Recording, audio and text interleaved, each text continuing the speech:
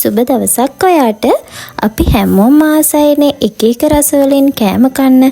ඉතින් අද බලමුද cheese pasta එකක් රසට හදාගන්නේ කොහොමද කියලා. මුලින්ම මම පැස්ටා කෝප්ප දෙකක් උණු වතුර භාජනයකට එකතු කර ගන්නවා. ඒකටම ලුණු සහ බටර් තේ හැඳි දෙකක් එකතු කර ගන්නවා. බටර් වෙනුවට ඔයාලට පොල් තෙල් උනත් ගන්න පුළුවන්. පැස්ටා ටික හොඳට තැම්බුනහම වතුර පෙරලා අරන් තියා ගන්නවා. ඊළඟට අපි වයිට් සෝස් එක හදාගමු. මුලින්ම භාජනයක් ලිපේ තියලා පොල් තෙල් මේස හැඳි දෙකක් සහ බටර් මේස හැඳි දෙකක් එකතු කර ගන්නවා. ඊළඟට බටර් ටික හොඳින් දියුණාම ඒකට පාන් පිටි මේස හැඳි දෙකක් එකතු කර ගන්නවා. මේ පාන් පිටි ටික කැටි ගැහෙන්නේ නැති වෙන්න හොඳින් බටර් සමග මිශ්‍ර කරගන්න ඕන. ඊළඟට කිරි කෝප්පයක් මේ මිශ්‍රණයට එකතු කර ගන්නවා. ඔයාලට ෆ්‍රෙෂ් මිල්ක් නැත්තම් පිටි කිරි උනත් මේකට ගන්න පුළුවන්.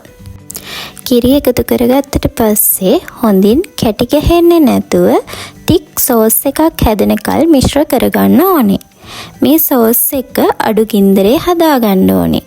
මේ විදිහට ටික් සෝස් එකක් හැදුනාම මම චීස් කෑලි දෙකක් එකතු කරලා හොඳින් මිශ්‍ර කරගන්නවා. අපි හදාගත්තු වයිට් සෝස් එක මෙන්න මේ ගානට හැදුනට පස්සේ ලිපෙන් අයින් කරලා වෙනම භාජනයකට දාගමු. ඊළඟට අපි පැස්ටා එක හදාගමු. මුලින්ම බ්ලෙන්ඩර් කප් එකකට කපාගත්තු ලොකු තක්කාලි ගෙඩි දෙකක් එකතු කර ගන්නවා. ඒකටම කපාගත්ත අමු මිරිස් කරලක් සහ සුදු ලුණු බික් දෙකක් එකතු කර ගන්නවා. මේ ටික හොඳ පේස්ට් එකක් වෙනකල් අඹර ගන්න ඕනේ. ඊළඟට භාජනයක් ලිපේ තියලා තෙල් මේස හැන්දක් සහ බටර් ටිකක් එකතු කර ගන්නවා. ඒකටම පොඩියට කපාගත්ත සුදු ලුණු ටිකක් එකතු කර ගන්නවා. ඊළඟට පොඩියට කපාගත්ත බී ලුණු ටිකකුත් එකතු කරලා හොඳින් තෙලේ බැදෙන්න දෙනවා. ලුණු සහ සුදු ලුණු බැදෙනකොට අඹරගත්ත තක්කාලි පේස්ට් එක එකතු කරලා හොඳින් කලවම් කර ගන්නවා. ඊළඟට මිශ්‍රණය ටිකක් තෙලේ බැදෙනකොට රස අනුව ලුණු, කෑලි මිරිස් සහ ගම් මිරිස් එකතු කර ගන්නවා. ඔයා ටිකක් සැර කන්න කැමති කෙනෙක් නම් කෑලි මිරිස් ටිකක් වැඩිපුර එකතු කර ගන්න පුළුවන්. ඊළඟට මේ ටික හොඳින් තෙලේ බැඳෙන්න දෙන්න ඕන. ඊළඟට තක්කාලි සෝස් මේස හැන්දක් එකතු කර ගන්නවා.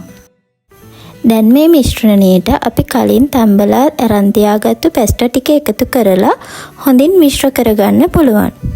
ඔයාලා කැමති නම් මේ වෙලාවේ වයිට් සෝස් එක එකතු කරලා මිශ්‍ර කරලා කෑමට ගන්න පුළුවන්.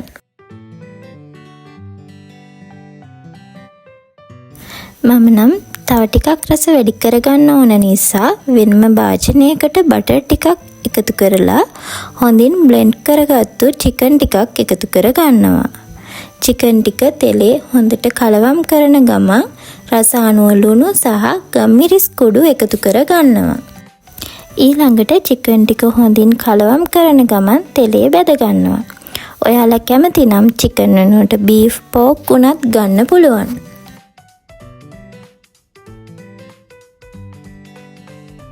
මේ විදියට චිකන් ටික හොඳින් බැදුනට පස්සේ අපි හදාගත්තු පැස්ටා ටික එකතු කරලා විනාඩියක් විතර හොඳින් කලවම් කර ගන්නවා.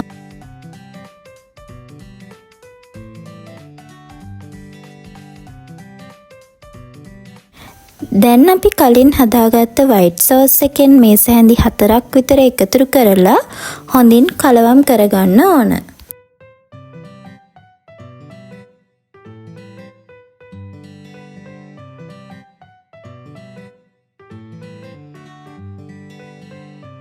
මේ වෙලාවේ ඔයාලා කැමති නම් මොසරෙල්ලා චීස් ටිකක් එකතු කරගන්න පුළුවන්. ඉතින් මේ චීස් පැස්ටා එක මම හදන විදිහ ඔයාලත් හදලා බලන්නකෝ. එහෙනම් ආයෙම රසවත් රෙසිපි එකකින් හම්බ වෙනකල් පරිස්සමින් ඉන්න. වීඩියෝ එක ගැන ඔයාගේ අදහස් කමෙන්ට් කරන්න යන්න අමතක කරන්න එපා. ඒ වගේම channel එක subscribe කරලා වීඩියෝ එක හොඳයි නම් ඔයාගේ යාළුවන්ටත් share කරන්න.